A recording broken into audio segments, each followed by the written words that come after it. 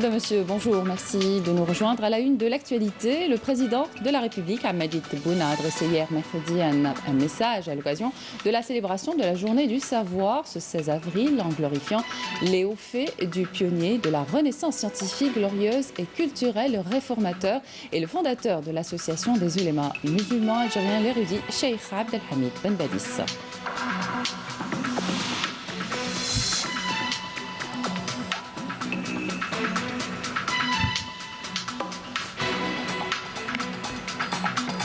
Et puis l'émancipation des esprits, seule clé pour permettre le développement de la science. Nordin Melikchi, il est algérien, physicien atomique travaillant pour l'agence spatiale américaine NASA, nous en parle dans cette édition.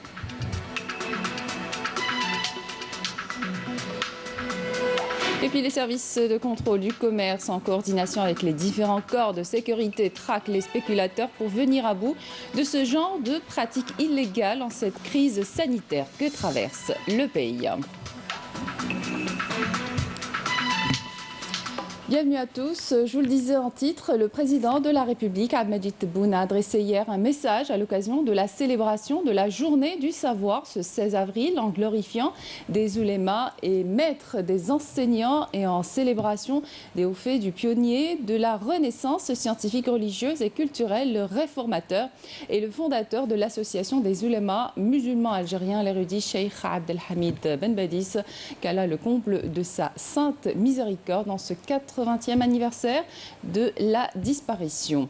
À cette occasion, le chef de l'État a ordonné la restauration de toutes les vieilles mosquées d'Algérie. À leur tête, la mosquée Sidi El Khadr à Constantine. Cette décision procède de l'attachement de l'État à préserver cet édifice comme source de rayonnement religieux et culturel. À cette occasion, le président de la République a réitéré sa promesse pour une réelle renaissance, réhabilitant l'école nationale. Majid Tebboune appelle tous les Algériens en cette situation de crise à l'impératif de se mobiliser pour prémunir notre pays contre tout malheur et sortir vainqueur de cette épreuve. Depuis 1965, l'anniversaire du décès du Cheikh Abdelhamid Ibn Badis, le 16 avril 1940, est décrété comme journée du savoir. Une symbolique à plus d'un titre pour tout ce qu'a incarné cet illustre savant qu'était l'imam Ben Badis Fla Benour. Éveilleur des consciences. Pour tous ceux qui l'ont connu, Abdelhamid Ibn Badis incarne complètement ce rôle dans un contexte colonial terrifiant, où l'identité de tout un peuple était la cible du colon français. Le peuple algérien fut non seulement dépossédé de ses terres, mais il fit face à l'attaque en règle menée par le colonialisme français contre son identité, sa culture, sa langue, sa religion. Par ailleurs, il y a un événement particulier qui a fortement marqué Ibn Badis et les hommes de sa génération, ce fut sans conteste les célébrations du centenaire de l'Algérie française, où fut même affirmé de façon péremptoire que l'islam et la langue arabe avaient disparu en Algérie. Né à Constantine en 1889, Cheikh l'imam Abdelhamid Ibn Badis a très vite compris que seul le savoir pouvait sauver les Algériens. « Je vis pour l'islam et l'Algérie », dit-il. Il commence alors par sa formation, par les machaïrs et maîtres de la ville des ponts suspendus, avant de se rendre à Zeytouna à Tunis et au Proche-Orient. Tout un périple à l'issue duquel il décide de devenir un missionnaire de la Renaissance algérienne. Il crée la Madrasa Tarbiya wa Talim, éducation et culture, qui devient un modèle de 200 autres écoles à travers le pays, dont le pôle de rayonnement culturel Dar el-Hadith à Tlemcen. Dar el-Hadith, d'abord, elle est implantée dans le cœur même de la ville de Tlemcen. Secondo, elle fait face au collège de Slan, qui était l'une des citadelles du savoir colonial. Et pour détrôner sur le plan symbolique ce savoir colonial, Cheikh al-Bachir Ibrahimi à l'époque avait demandé à ce que cette construction, avait demandé à ce que Dar al-Hadith soit plus haute, ne serait-ce que par quelques centimètres, du collège de Slan. En 1931, la création de l'association des Oulama algériens place l'imam au rang des leaders d'un mouvement national. Il est le précurseur d'une presse nationaliste en langue arabe. Mais pas seulement, il lance parallèlement des cercles littéraires, artistiques et sportifs. Le Cheikh Ibn Badis fut l'initiateur d'une féconde vie culturelle en langue arabe, que cela soit dans le domaine de la poésie ou du théâtre. Il se fit le promoteur du nationalisme algérien dans ses écrits, sa poésie et les controverses de l'époque. Et il convient de préciser qu'une bonne partie des cadres de la révolution algérienne sont passés par les structures appartenant ou liées à l'association des Oulama. Et nous pouvons citer les cas célèbres des martyrs Lahbi Ben Mehdi et Mustafa Ben Boulaïd. Quand il est arrivé à Tlemcen en août 1931, dans ce qu'on appelait son prêche, il avait mis l'accent sur une trilogie. Une trilogie qui se décline ainsi Ta'allamu, tahabbu, tasamahu. Ce qui donnerait instruisez-vous, aimez-vous, pardonnez-vous. Réformateur et rassembleur, Abdelhamid Ben Badis brandissait les livres comme des armes en attendant celle de novembre. Visionnaire, Cheikh a appelé à honorer l'esprit lié directement à la science et à la connaissance et aux vraies croyances. Selon Ben Badis, la perfection humaine dépend de 3 éléments: le devoir, la volonté et le travail. Volonté, réflexion et action. Le corps et l'esprit et l'éthique. Des principes aujourd'hui porté par toute une génération de scientifiques. Le cheikh Abdelhamid Ben Badis a été parmi les premiers à croire que la libération de la patrie passe par l'émancipation des esprits de l'ignorance et de la superstition, en affirmant que le savoir est le seul flambeau qui éclaire la vie, les paroles, les actes et les croyances, une conviction qui a traversé les années. Aujourd'hui, nous vivons par la science, comme nous le dit Nordine Melikchi. Il est algérien, physicien atomique, travaillant pour l'agence spatiale américaine NASA. Écoutez. Je suis vraiment content parce qu'en fait c'est un jour très spécial et ce jour du 16 avril où en fait en Algérie c'est la journée de la science, la journée des connaissances, Youm el-Ilm. Comment qu'avance la science? La science elle avance, comme je viens de le citer juste un peu, elle avance, comme Newton l'a montré, grâce au fait qu'on pose de bonnes questions. Donc c'est en posant des questions que la science avance. Donc poser des bonnes questions, c'est très important.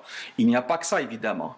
Mais aussi, elle avance parce qu'il faudrait savoir ce qui est connu ou les connaissances qui existent déjà. C'est ce que disait justement Newton, pour revenir à lui. Il disait, pour traduire un peu comme ça, si j'arrive à voir plus loin que les autres, c'est parce que j'ai pu monter sur les épaules de géants qui m'ont précédé. En fait, ce qu'il voulait dire, c'est parce qu'il avait des connaissances de personnes qui avaient vécu avant lui, qui avaient travaillé avec lui. À partir de ces connaissances, donc il a utilisé ces connaissances et il a pu développer encore de nouvelles connaissances. La science a besoin d'ouverture, de discussion, d'échange d'idées et de données. Donc ça, c'est très important. C'est excessivement important. Donc, et la science aussi, à partir de là, à partir de ces méthodes-là, surtout aujourd'hui, on arrive à développer à partir de données qui existent un peu partout, parce qu'il y a des capteurs un peu partout, il y a beaucoup de données aujourd'hui, le nombre de données augmente, mais maintenant il faut organiser ces données pour justement avoir de l'information. À partir de l'information, on peut avoir de nouvelles connaissances. Et à partir de ces nouvelles connaissances, on peut développer des technologies ou innover. Donc vous voyez que ça revient, que la science est au début. Est-ce que la science est utile? Oui. Regardez autour de vous. Si je peux vous parler aujourd'hui, c'est grâce à la science. C'est grâce à la science et à la technologie. Si ce que passe aujourd'hui sur Canal Algérie, c'est aussi grâce à la science. Donc tout ça, en fait, la science, elle est présente partout. Que ce soit en agriculture, que ce soit dans l'espace, que ce soit dans la santé, que ce soit dans l'énergie, que ce soit dans les maisons, que ce soit dans la sécurité, que ce soit dans le militaire, la science est présente partout. Et en fait, elle est le moteur, l'histoire nous le montre, elle est le moteur du développement durable de beaucoup de pays. Créée par décret présidentiel en 2015, l'Académie algérienne des sciences et des technologies compte 45 chercheurs algériens dans différentes spécialités, dont 6 issus de la diaspora. Leur mission, mettre leurs compétences au service des pouvoirs publics. Fla Bnour a eu le privilège de les rencontrer il y a quelques semaines. Regardez. Ils sont mathématiciens, physiciens, chimistes ou spécialistes experts en éducation et en énergie. Quand l'excellence devient l'unique critère, la différence des parcours et des profils est alors incontestablement une force au service de la recherche et du développement. Bienvenue dans l'univers des académiciens.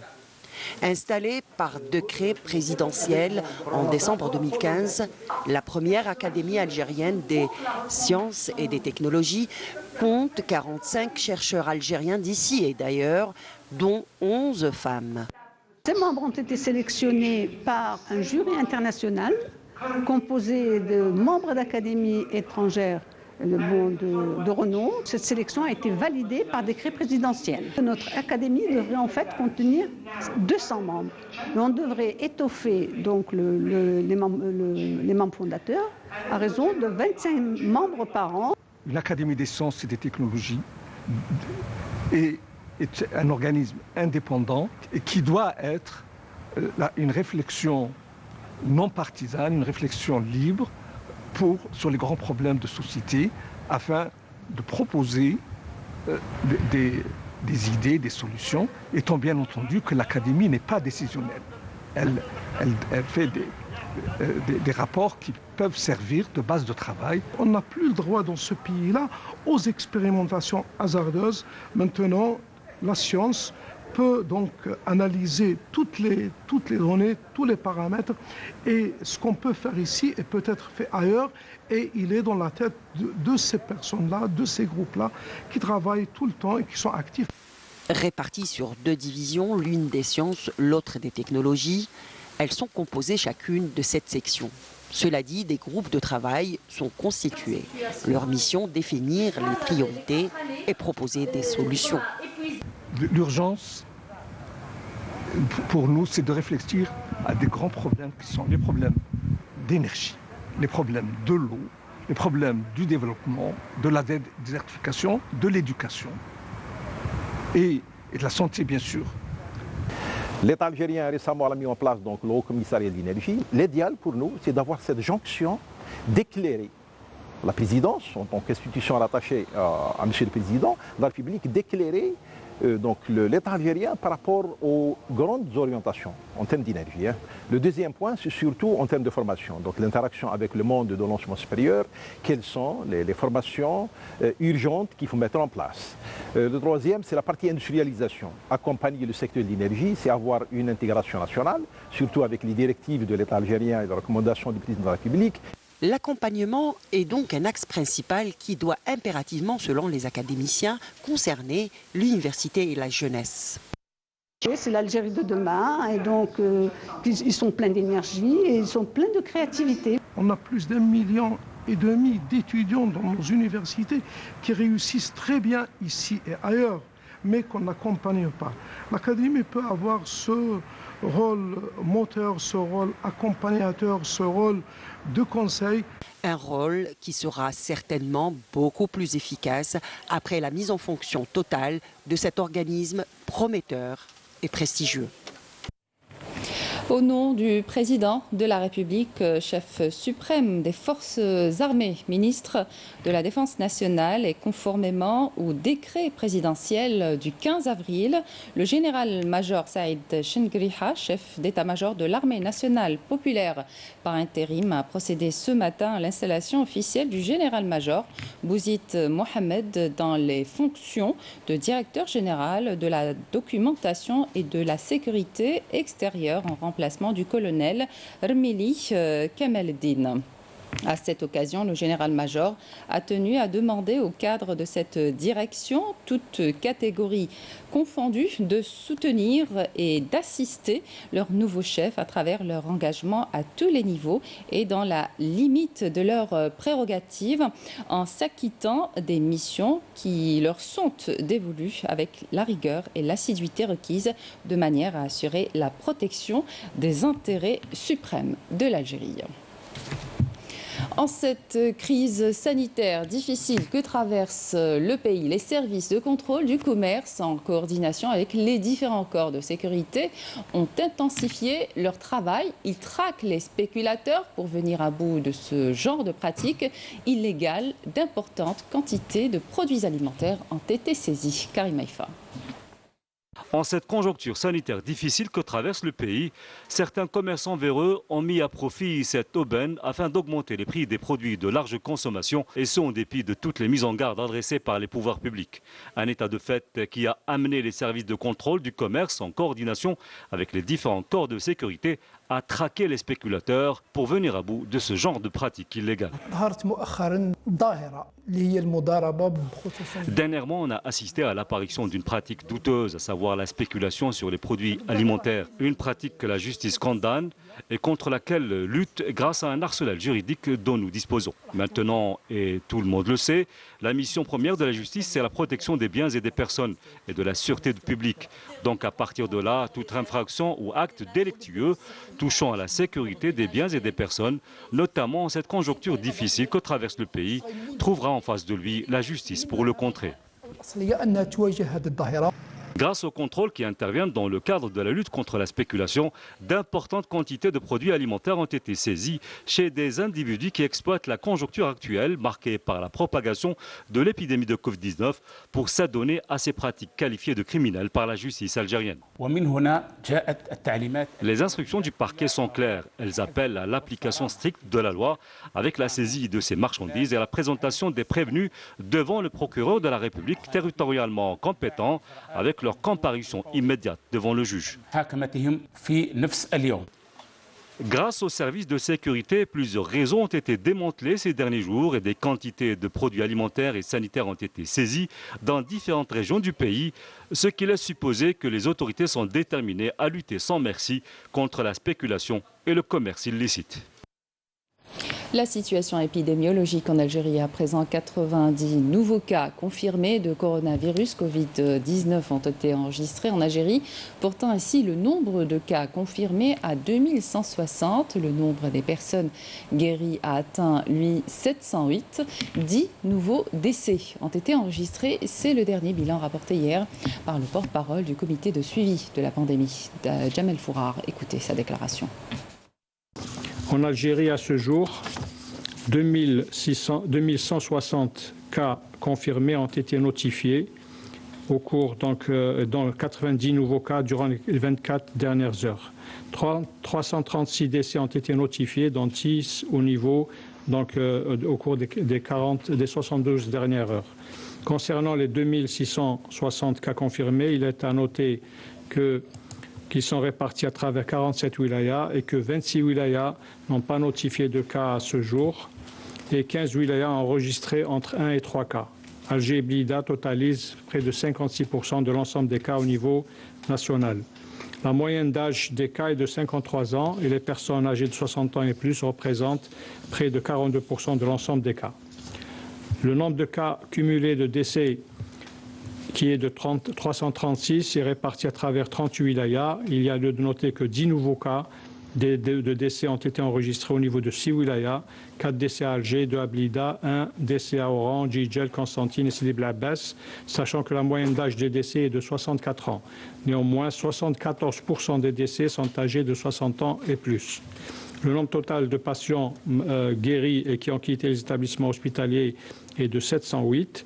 Et 3213 malades sont sous traitement dans le cadre du protocole thérapeutique, 1321 cas confirmés au laboratoire et 1892 cas à l'imagerie médicale. Il est à noter que le taux d'occupation des lits de réanimation est de 17% et que 20 patients ont quitté les services de réanimation intensive. En conclusion, il y a lieu de mentionner que le respect des conditions d'hygiène individuelle et collective et le confinement est primordial pour réduire le risque de transmission et faire face à l'épidémie. N'oublions pas le devoir de solidarité et de sympathie de tous les citoyens envers les professionnels de la santé, ainsi que toutes les personnes mobilisées par l'ensemble des secteurs, sans aucune exception, et qui veillent à la santé et au confort de tous nos concitoyens. Je vous remercie. L'hôpital universitaire de Constantine réorganise ses services en isolant l'unité coronavirus du reste des unités de soins afin d'éviter toute contamination au Covid-19. Une unité réorganisée à travers le jumelage du service de réanimation médicale et celui d'infectiologie qui travaille en étroite collaboration. Mounana Walhamoudi. Voici le nouveau service de l'hôpital universitaire de Constantine, destiné à la prise en charge des patients potentiellement touchés par le Covid-19. Accompagné de son équipe médicale, le professeur Bellekhel est à pied d'œuvre pour assurer à ses patients la meilleure qualité de soins possible.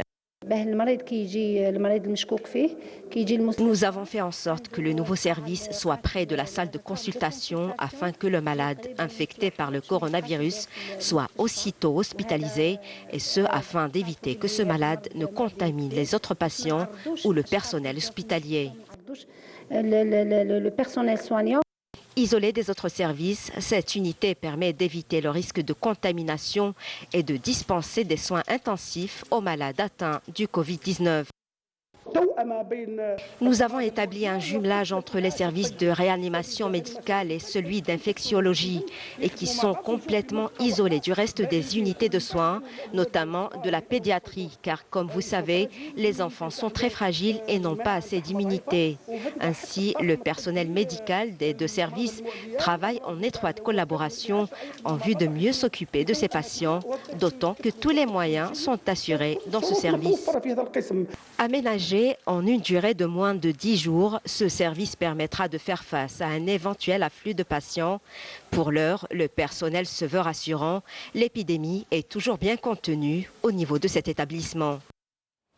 Les étudiants de l'Université des sciences et de la technologie Ouaribou Médienne se sont lancés dans la production de gel hydroalcoolique, un élément fondamental dans la prévention contre ce virus. Reportage Sarah Derbel. Pour résumer tout en une seule phrase, on aide comme on peut. Un acte de solidarité de la part de ces étudiants de l'USTHB qui se donnent rendez-vous chaque jour ici dans ces laboratoires pour fabriquer en grande quantité des gels hydroalcooliques.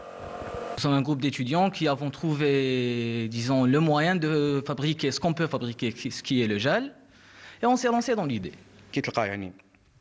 On est des étudiants algériens qui fabriquent ce gel pour le distribuer dans les hôpitaux. Tout ça est la preuve que le niveau des universités et des étudiants est élevé. Même si ces jeunes scientifiques de formation se débrouillent assez bien pour la fabrication de ce produit, la présence d'un professeur reste tout de même nécessaire. J'ai coordonné entre eux et l'administration, entre eux et les enseignants qui ont contribué financièrement. Et donc, grâce aux dons des enseignants, ils ont pu s'acheter dans un premier temps de l'alcool, tous les ingrédients nécessaires pour faire du gel. Je les ai aidés techniquement parce qu'il fallait mettre au point la formulation, etc. Maintenant, ils se débrouillent totalement. Il faut dire aussi que l'administration centrale du rectorat nous a aidés en autorisant les étudiants à travailler dans les labos. Une opération qui se déroule dans de bonnes conditions, bien que le confinement partiel pénalise la production de ce gel désinfectant. On avait un problème avec les matières premières qui étaient difficiles à trouver, difficiles à acheter. Mais après, alhamdoulilah, on a trouvé des aides, tout le monde nous a aidés. Mais il y a toujours un manque. Donc par exemple, on a les autorisations de sortie. Au début, on bossait jusqu'à 18h. Maintenant, avec le couvre-feu à 15h, on ne peut pas bouger. À 14h, on doit démarrer. Du coup, ça va réduire notre production à la moitié. Une production distribuée dans différents secteurs et à travers tout le territoire national. Alors, par rapport à la distribution, majoritairement, on va distribuer aux hôpitaux, bien sûr. Mais aussi, on va viser les secteurs comme les éboueurs. On a livré 600 litres de gel. C'était notre sponsor qui s'est chargé de la livraison dans la wilaya de Tbessa et les wilayas environnantes. Et c'est la livraison d'aujourd'hui. Mais au cours des journées passées, on a livré plus de 700 litres d'alcool à travers plusieurs hôpitaux, que ce soit sur Alger ou bien hors d'Alger. On est arrivé à livrer même à Gherdaïa. Face à la pandémie du Covid-19, la solidarité est au cœur des établissements d'enseignement supérieur et de la recherche. Dans la ville de Bousmaïl, dans la wilaya de Tipaza, face au manque criant de bavettes, de jeunes bénévoles se sont organisés pour les fabriquer et les distribuer gratuitement aux hôpitaux de la wilaya ainsi que les différents services de sécurité et de la protection civile. Ce sont près de 800 unités fabriquées par jour. Reportage Saïd Flak. Des jeunes de la ville de Bou Ismaïl, de la wilaya de Tipaza, se sont lancés dans la fabrication de bavettes chirurgicales ainsi que la récolte de denrées alimentaires pour venir en aide aux familles les plus démunies. Ce groupe de bénévoles confectionne dans une salle des fêtes aménagée pour la circonstance jusqu'à 800 bavettes par jour tout au long de la semaine qu'ils distribuent ensuite gratuitement aux hôpitaux de la wilaya mais aussi aux différents services de sécurité et de la protection civile.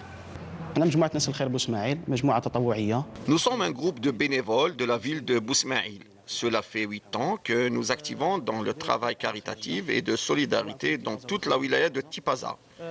Avec l'arrivée de cette épidémie de coronavirus, nous avons décidé d'apporter notre aide et de fabriquer des masques car on a constaté qu'il y avait un manque. Ce groupe de jeunes a pu compter pour cette opération sur l'aide précieuse de plusieurs femmes qui se sont proposées pour mener à bien cette initiative ô combien importante pour lutter contre le Covid-19. Moi et les autres membres du groupe Nesl Khir Bousmaïl, on achète le tissu et on le ramène au niveau de cette salle. Au rez-de-chaussée, les jeunes découpent la matière première et nous ramènent ensuite tous les lots ici pour permettre aux couturières d'accomplir leurs tâches. Certains travaillent même à domicile. Ici, c'est la dernière étape du travail. On met les bavettes qu'on a fabriquées dans des sacs, qu'on stérilise par la suite dans un laboratoire. Quotidiennement, on confectionne entre 600 et 800 unités par jour. On distribue enfin tous ces masques aux différents services de sécurité de la wilaya de Tipaza, les hôpitaux, les dispensaires et tous les secteurs qui en ont besoin. Une initiative louable qui a permis d'un côté de renforcer l'élan de solidarité et d'un autre de contribuer à la lutte contre la propagation de ce virus. Le roman La peste d'Albert Camus qui raconte la vie confinée d'Oran dans les années 1940 est plus que jamais d'actualité en ces temps d'épidémie. La wilaya d'Oran, confinée en raison de l'épidémie de Covid-19, à l'instar des autres wilayas, vit des événements similaires à ce que racontait il y a plus de 70 ans le prix Nobel de la littérature dans son ouvrage, un ouvrage dont les ventes ont fortement augmenté avec l'apparition du Covid-19. Amel Barba. Les rues d'Oran complètement désertes, une image réaliste et inédite, mais qui a déjà fait l'objet d'une fiction imaginée au détail près par Albert Camus il y a de cela des décennies. En 1940, le prix Nobel de littérature nous plongeait dans son roman La peste, une histoire qui raconte le confinement d'Oran frappé par une épidémie de peste. Le roman nous dévoile au fil des pages une ressemblance frappante avec les événements d'aujourd'hui. En ces temps de coronavirus, coïncidant avec le 60e anniversaire de la mort d'Albert Camus, la lecture de ce roman est remise au goût du jour. Les ventes de cet ouvrage, chronique de la vie confinée des habitants d'Oran, sont carrément montées en flèche. Un roman qui suscite un regain d'intérêt pour beaucoup, comme c'est le cas pour Aziz, qui reprend la lecture de cette histoire intemporelle, écrite il y a plus de 70 ans. Ce roman est certes une fiction, car durant cette période, il n'y avait pas d'épidémie de peste dans notre ville. Évidemment, Oran, comme d'autres villes du bassin méditerranéen, a connu plusieurs épidémies, comme la peste ou le choléra, mais pas au XXe siècle. Le personnage principal du roman est le docteur Bernard Rieu, qui a choisi de lutter contre l'épidémie et de mettre sa vie en péril pour sauver la ville et ses habitants. Et là, je saisis cette occasion pour rendre hommage aux médecins algériens qui déploient d'énormes efforts et sacrifices pour faire face à cette pandémie de Covid-19, sensibiliser, soigner des malades et sauver des vies. Dans son roman, Albert Camus décrit remarquablement le meilleur et le pire de la nature humaine, dépeint les comportements d'une société confinée. Épidémie oblige, avec en première ligne le portrait touchant de réalisme d'un médecin dévoué qui lutte sans relâche contre la peste pour sauver des vies. Plus de 70 ans après, la réalité rejoint la fiction et nous porte à réfléchir Ce grand classique de la littérature contemporaine est disponible en ligne, de quoi occuper son temps et tirer des enseignements. Et suite à la rumeur du décès de la légende vivante de la boxe algérienne, Loussif Hamani, qui a circulé ces derniers jours sur les réseaux sociaux, la famille Hamani ainsi que le principal concerné ont tenu à faire un démenti. Écoutez. Bonjour à tout le monde. Je vais très bien. Je suis en bonne santé. Les gens qui racontent des bombards. Bonjour tout le monde, c'était pour vous dire que je suis près de mon père, il est en très bonne santé, il se rétablit doucement. Et les fausses rumeurs qui sont sur Facebook, ne les croyez pas. Mon père est en très bonne santé. Merci pour tous vos appels, tous vos messages et à bientôt. L'actualité à l'étranger, à présent en bref avec Walid Yousfi. La décision du président américain de suspendre la contribution de son pays à l'Organisation mondiale de la santé a suscité une série de réactions à travers le monde. Le directeur général de l'OMS déclare regretter cette décision annoncée par Donald Trump. Le président de la Commission de l'Union africaine a quant à lui publié dans un tweet que cette décision était profondément regrettable. La Chine fait part de sa vive préoccupation quant à cette mesure, notamment en cette période de crise. Réouverture de quelques magasins et écoles, l'Europe desserre prudemment ses restrictions face au coronavirus. Les dirigeants de l'Union européenne défendent une feuille de route qu'ils estiment indispensable afin de relancer l'économie sans mettre en péril la santé des citoyens. Les autorités sanitaires mondiales appellent à un déconfinement lent, affirmant que le coronavirus est 10 fois plus mortel que le virus responsable de la grippe A, H1N1, apparu en 2009. Au Royaume-Uni, l'artiste Jamie Wardley, spécialiste dans la création d'œuvres géantes en extérieur, profite du confinement pour peindre un logo de 100 mètres de long sur un champ près de son domicile. Un geste à l'égard du personnel soignant de l'ensemble des services de santé britanniques qui sont en première ligne dans le combat face au coronavirus dans ce pays. Avant de fêter son 100e anniversaire, ce 30 avril, Tom Moore, un Britannique, s'est lancé pour défi de parcourir l'équivalent de 100 longueurs de 25 mètres dans son jardin à l'aide de son déambulateur pour collecter des fonds pour les soignants et a obtenu ainsi plus d'1 million de livres. Il s'y emploie au rythme de 10 longueurs par jour effectuées dans son jardin à l'aide de son déambulateur.